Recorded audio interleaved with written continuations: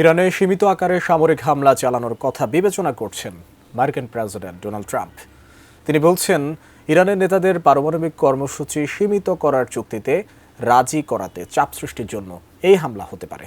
সম্প্রতি সুইজারল্যান্ডের দ্বিতীয় দফার ব্যর্থ বৈঠকের পর ওয়াশিংটন তেহরানের মধ্যে উত্তেজনা পৌঁছেছে চরমে। আরও জানাচ্ছেন রায়হান মুন্সি।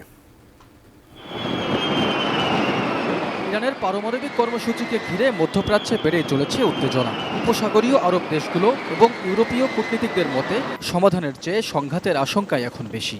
এই পরিস্থিতিকে বাস্তব বলে মনে করছে তেল আবিবও। অনেক ইসরায়েলি কর্মকর্তা মনে করেন, ওয়াশিংটন তেহরানের মধ্যে বিদ্যমান মতপার্থক্য দূর করা অসম্ভব। এরই মধ্যে অঞ্চলটিতে বড় ধরনের সামরিক শক্তি মোতায়েন করেছে ওয়াশিংটন। 2003 সালে ইরাক আক্রমণের পর অঞ্চলটিতে সবচেয়ে বেশি সামরিক সরঞ্জাম মোতায়েন করেছে যুক্তরাষ্ট্র। চলমান উত্তেজনার মধ্যেই কাতার এবং বাহরাইনের ঘাঁটি থেকে শত শত সেনা সরিয়ে নিচ্ছে যুক্তরাষ্ট্র। কোয়ালিটি সম্পন্ন আন্তর্জাতিক মানের still bar CSRM, committed for better still. এদিকে ইরান ও মধ্যপ্রাচ্যের বর্তমান পরিস্থিতিকে অত্যন্ত অনিশ্চিত উল্লেখ করে দেশটিতে অবস্থানরত নিজেদের নাগরিকদের অবিলম্বে ইরান ছাড়ার নির্দেশ দিয়েছে সুইডেন। মার্কিন হামলার আশঙ্কায় একই নির্দেশ দেয় ইউরোপের আরেক দেশ পোল্যান্ডও। Iran i w żadnym wypadku nie wybiera się do tego kraju.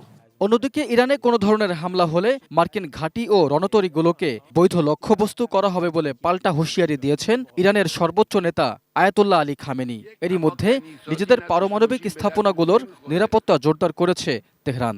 তবে সংঘাত এড়িয়ে যুক্তরাষ্ট্র ও ইরানকে কূটনৈতিক আলোচনার মাধ্যমে পরিস্থিতি মোকাবেলার আহ্বান জানিয়েছেন জাতিসংঘের মহাসচিব Antonio Guterres. در داخل کشور تولید کنیم Raihan Munshi, desk report, ATN news.